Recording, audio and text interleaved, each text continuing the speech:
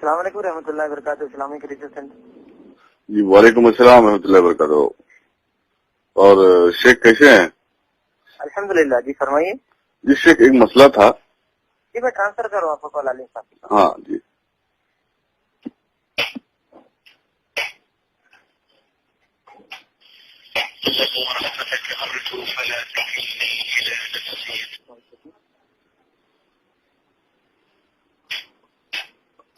Hello. السلام علیکم. وعلیکم السلام. ہاں شیخ ایک مسئلہ تھا تھوڑا. جی. مسئلہ یہ تھا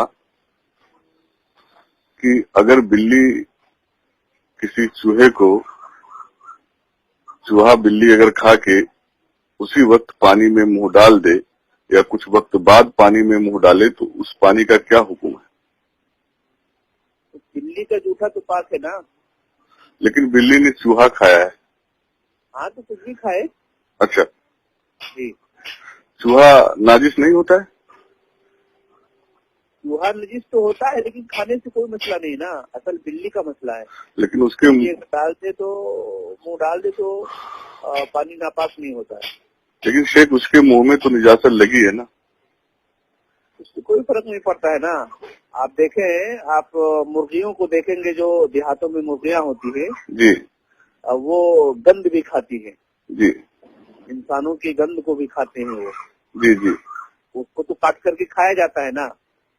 کھایا جاتا ہے, کھانے کا مسئلہ میں نہیں پوچھ رہا ہوں شیخ. جیسے کہ مثال کے طور پہ چوہا جو ہے ناجس ہوتا ہے نا, تو وہ اس کو بلی کھائی اور ترنت پانی میں منہ ڈال دی, حالانکہ اس کا لید اور خون اس کے منہ میں لگا ہے, تو اس پانی کا کیا حکم ہے؟ یا پھر کچھ دیر بعد پانی میں منہ ڈال دے تو پھر اس پانی کا کیا حکم ہے؟ دیکھیں, میں جہاں تک میرے علم کے حساب سے کوئی مسئلہ نہیں ہے, لیکن یہ کوئی ضروری تو نہیں کہ آدمی اس کو استعمال کرے. سمجھ رہے آپ میری بات؟ جی. اگر پانی میں بلی منہ ڈال دی ہے, ویسے چاہے چوہا کھائے یا نہ کھائے, تو یہ آدمی کی طبیعت کے اوپر ہے. اگر اس کا دل برداشت نہیں کر رہا ہے تو نہ کھائے, اس بات نہ پیے پانی. نہیں ٹھیک ہے, وہ طبیعت ٹھیک ہے, لیکن شران اس کے اوپر کچھ حکم ہوئے ہے. میں یہ کہہ رہا ہوں وہی ہے کہ بلی کا جوتا جو ہے پاک ہے. باقاعدہ اس کے حوالے سے حدیث کی کتابوں میں چیپٹر ہوئے, بابو سور الہرہ, شیخ کا پاک ہونے کا باب. شیخ یہ جو ہے نا, یہ بلی کا جوتا پاک ہے, اس سے میں اتفاق رکھتا ہوں, اختلاف نہیں.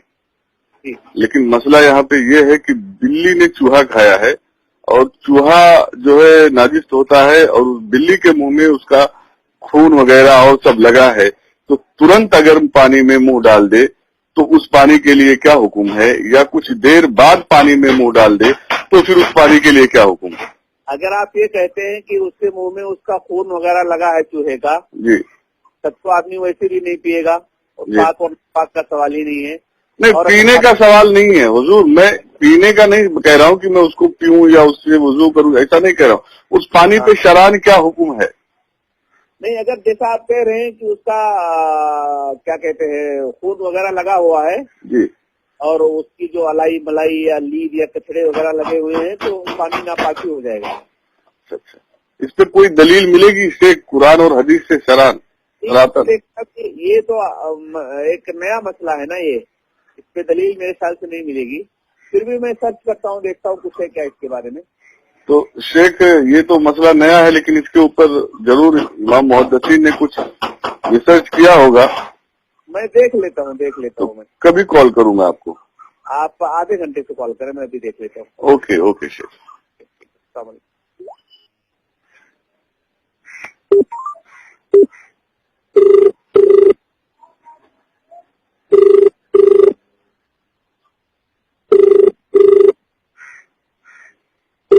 السلام علیکم رحمۃ اللہ وبرکاتہ. اسلامی ریسرچ سینٹر. ہاں وعلیکم السلام. یہ اپنا شیخ صاحب نے مجھے واپس آدھے گھنٹے بعد کال کرنے کے لیے کہا تھا.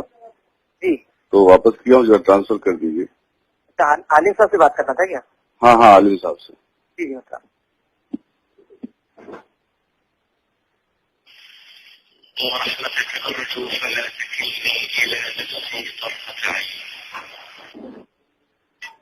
ہلو. جی شیخ, آپ نے آدھے گھنٹے بعد کہا تھا فون کرنے کے لیے، تو اس کے لیے میں نے واپس کیا.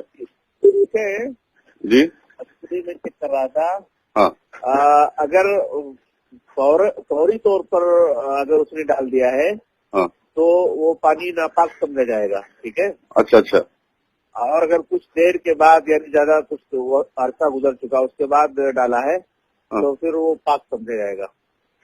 جی یہ حوالہ کہاں سے نقل کیا آپ نے؟ یہ حوالہ دیکھیں، یہ اس طرح سے قرآن و سنت میں نہیں ہے، علماء کے اور اماموں کے حوالے ہیں. کون سے؟ امام ابن حنبل اور اس طریقے سے شیخ الاسلام ابن تیمیہ وغیرہ اس قول کی طرف گئے ہیں. کون سی کتاب ہے یہ؟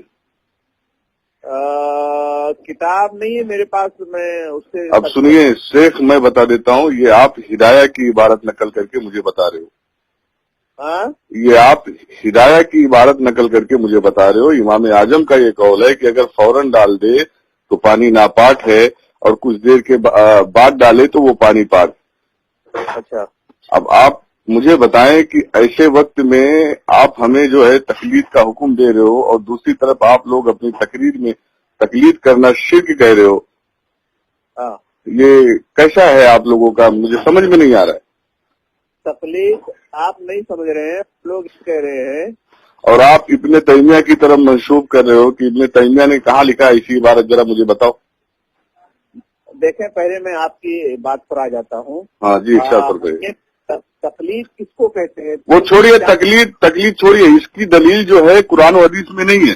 اور آپ نے مجھے جس کے قول پہ عمل کرنے کے لیے کہا ہے وہ امام اعظم ابو حنیفہ رحمۃ اللہ علیہ کا قول ہے. ہے نا، قرآن و حدیث کے علاوہ بھی ہم لوگ اجماع اور قیاس کو بھی مانتے ہیں. تو پھر مجھے بتائیے اس مسئلے پہ کس کا اجماع ہے؟ تو میں وہ کہہ رہا ہوں کہ آپ لوگ قرآن و حدیث کی طرف نکل کے چلے جاتے ہیں، گویا ہم لوگ اور چیزوں کو مانتے ہی نہیں، ایسا آپ کا کہنا ہے. نہیں میں یہ نہیں کہہ رہا ہوں. آپ نے جو عبارت جس طرح مجھے بتائی ہے، استدلال کیا ہے، یہ سیم ایسے ہی جلد اول میں ہدایہ میں لکھا ہوا ہے. ہاں تو کیا کہنا چاہ رہے ہیں آپ؟ تو یہ آپ نے جو ہمیں بتایا ہے یہ امام اعظم ابو حنیفہ رحمۃ اللہ علیہ کا قول بتایا ہے. اچھا. ہاں میں نے نہیں بتایا ہے، آپ بول رہے ہیں. اور آپ نے اس میں جھوٹ بولا ہے سراسر کہ یہ ابن تیمیہ کا بھی قول ہے. ابن تیمیہ کہاں لکھا ہے اسی عبارت کو؟ کون سی کتاب میں؟ اور آگے کیا کہنا چاہیں گے آپ؟ میں کچھ نہیں کہنا چاہوں گا صاحب شیخ، میں آپ کو آئینہ دکھا رہا ہوں. گویا امت کو اس طرح جو ہے آپ خود تقلید کر رہے ہو، اور گویا امت کو تقلید کرنے سے منع کر رہے ہو، انہیں مشرک کہہ رہے ہو. ایسا کر کے امت کو گمراہ نہ کرے، برائے مہربانی میں آپ کو جو ہے آپ سے گزارش کرتا ہوں. پریشانیوں میں مبتلا ہیں آپ، یہ ساری باتوں کی طرف مت جاؤ میری بات. آپ جو ہے سیدھے دین پر آؤ. اور اس طرح ارے میں دین پہ ہی ہوں. آپ نے ابھی حکم دیا ہے مجھے، جو آپ نے بتایا ہے کہ فوراً ڈال دے. شیخ میری بات سنیے شیخ، میں دین پہ ہی ہوں. جی ہاں میں دین پہ ہوں. آپ نے جو حکم دیا ہے مجھے، جو آپ نے بتائی ہے، جواب دیا ہے، وہ سیدھا آپ نے کتاب ہدایت سے نقل کیا ہے. امام اعظم ابو حنیفہ کا قول دیا ہے آپ نے. ایسے سب مسئلے میں سنو میری بات، ایسے سب مسئلے میں ائمہ اربعہ کا غلامی کرنا ہی ایک عام آدمی کے لیے بہتر ہے، جس کی دلیل قرآن و حدیث سے نہ ملے. نہیں مانتا ہوں اور ہدایہ کو میں ٹھوکر مارتا ہوں. سمجھ رہے ہیں آپ میری بات؟ تو پھر یہ عبارت کہاں سے نقل کیا آپ نے؟ ٹھوکر کیوں مارے ہو؟ نہیں، دوگلی پالیسی مت کرنا. آپ یہ عبارت کہاں سے نقل کیا آپ نے بتایا مجھے؟ ہدایہ ہمارے پاس ہے ہی نہیں ہے. تو پھر یہ عبارت کون سی کتاب سے آپ نے نقل کیا؟ آپ نے کہا تھا آدھے گھنٹے بعد ریسرچ کر کے بتاتا ہوں. آدھا گھنٹے میں کون سی کتاب میں آپ نے دیکھا؟ دماغ میں ہدایہ لے کر کے سوال کرو گے، ہدایہ نہیں شیخ. یہ آپ کی جو آڈیو ہے نا، یہ سوشل میڈیا انٹرنیٹ پہ جائے گی، لوگ دیکھیں گے، لوگوں کو نصیحت ملے گی، اور ہدایہ اسکین پیج کے ساتھ جائے گا. آپ نے یہ عبارت جو مجھے بتائی ہے، یہ جواب دیا ہے، جواب کہاں سے نقل کیا مجھے بتائیے. ہلو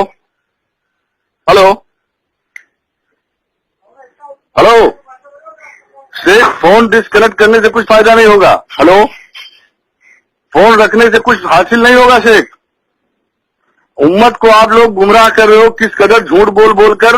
یہ امت جو ہے دیکھے گی. فون آپ رکھیے مت، ہولڈ پہ مت رکھیے، بات کریے. ہلو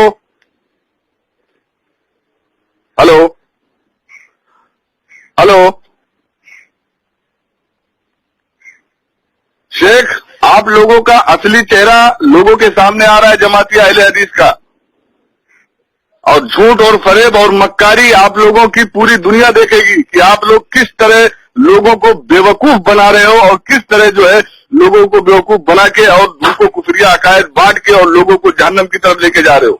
شیخ فون مت رکھیے, فون ہولڈ پہ مت رکھیے, ٹیبل پہ مت رکھیے, میری بات سنیے اور جواب دیجیے.